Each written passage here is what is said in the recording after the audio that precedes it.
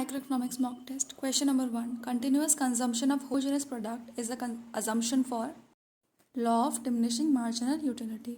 Question number 2. Economies of scale represents falling average cost.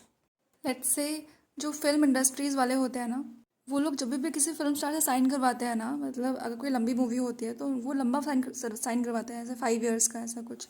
Because क्या होता है ना कि टाइम के साथ उनका जो सैलरी होगा ना, उनका जो फीस देना पड़ेगा वो ज़्यादा देना पड़ेगा, है ना, लंबे टाइम के लिए जब करवा रहे हो तो वो लोग क्या करते हैं ना कि 5 साल का साइन करवा लेते हैं कि आपको इसी अमाउंट पे आपको करना पड़ेगा.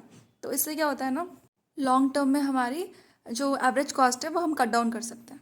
Third, when marginal product of labour is falling means diminishing marginal returns, MC will rise.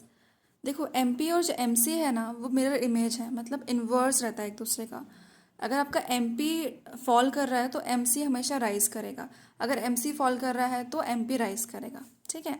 Question number 4. The value of an entrepreneur's resources that she uses in production are also known as implicit cost. Question number 5. According to modern theory of cost, SAC curve is saucer shape. SAC मतलब short run average cost curve. Modern theory के हिसाब से क्या होता है, कैसा होता है, सॉसर की शेप में, करछी की शेप में. नीचे जो डायग्राम है ना वो देख सकते हो आप. ठीक है. मॉडर्न में तो हो गया करछी की शेप में, सॉसर शेप में. ठीक है. ट्रेडिशनल में क्या होता है ना, ट्रेडिशनल थ्योरी में ये यू शेप होता है, यू शेप. मॉडर्न में करछी टाइप एंड ट्रेडिशनल में U shape. 6th, increase in cost will shift aggregate supply. 7th, an input should be so allocated that the value added by the last unit is the same in all cases. It is equimarginal principle. Question number 8. Arc elasticity is used when change in price is greater. Arc elasticity और भी ये 3 चीज़ें होती हैं.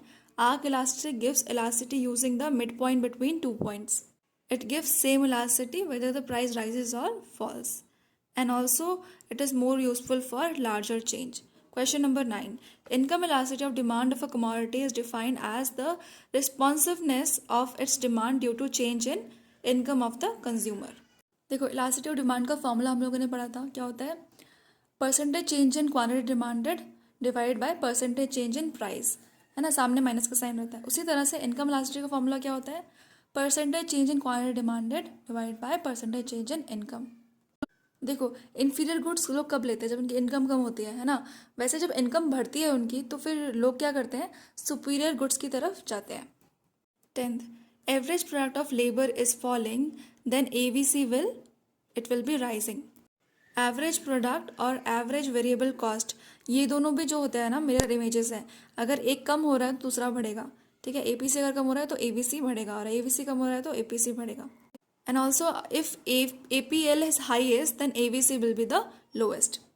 11th, if price elasticity of demand is unitary elastic, which means E is equal to 1, slope of total revenue will be maximum and the marginal revenue will be equal to 1. देखो इस फॉर्मूले से आपको मार्जिनल रेवेन्यू और elasticity के बीच का ना relationship पता लगेगा. फॉर्मूला क्या है, MR is equal to price bracket open 1 minus 1 upon E bracket close. ठीक है. तो यूनिटरी इलास्टिक में क्या होता है, E is equal to 1, elasticity is equal to 1. ठीक है. इलास्टिसिटी 1 है तो आप पूरा सॉल्व करोगे तो MR आ जाएगा आपका 0. ठीक है. सो व्हेन, तो जब भी कोई भी चीज़ मार्जिनल यूटिलिटी हो गई, मार्जिनल प्रोडक्ट हो गया, मार्जिनल रेवेन्यू, जब भी कोई भी इनमें से 0 है ना तो टोटल हमेशा मैक्सिमम होगा. Total utility, total product, total revenue हमेशा मैक्सिमम होगा. ठीक है. 12th, Marshall demand curve can be derived with the use of revealed preference theory if one of the following is ignored. अगर आप इनकम एफर्ट को ignore करते हो, revealed preference theory में अगर आप इनकम एफर्ट को इग्नोर करते हो तो मार्शल डिमांड कर्व को आप डिराइव कर सकते हो by using revealed preference theory. ठीक है. 13th, पॉल स्वीजी ने ऑलिगोपॉली मॉडल दिया था, उसके बारे में बात हो रही है. In Sweezy's model of oligopoly an increase in demand will make upper portion of the demand curve more elastic. देखो अपर पोर्शन का मोर इलास्टिक होता है और अगर लोअर हो रही है ना तो लेस इलास्टिक होता है. कैसे, at price P Q quantity is sold, है ना, प्राइस P पे Q क्वांटिटी सोल्ड हो रही है. If price reduce to P1, अगर हम प्राइस रिड्यूस करते हैं P से P1 की तरफ thinking that there would be more quantity demanded, हमने सोचा कि ज़्यादा क्वांटिटी डिमांड होगी अगर हम प्राइस कम करेंगे, but it didn't happen that way, only some quantity of demand increased. हमने प्राइस तो कम कर दिया मगर हमारी क्वांटिटी ज़्यादा बढ़ी नहीं, क्वांटिटी की डिमांड ज़्यादा बढ़ी नहीं, क्योंकि जो हमारी राइवल फर्म थी उसने भी प्राइस कम कर दिया इस वजह से। ठीक है, तो इसलिए हमारा यहाँ पे क्या होगा, लेस इलास्टिक होगा, नीचे वाले की बात कर रही हूँ।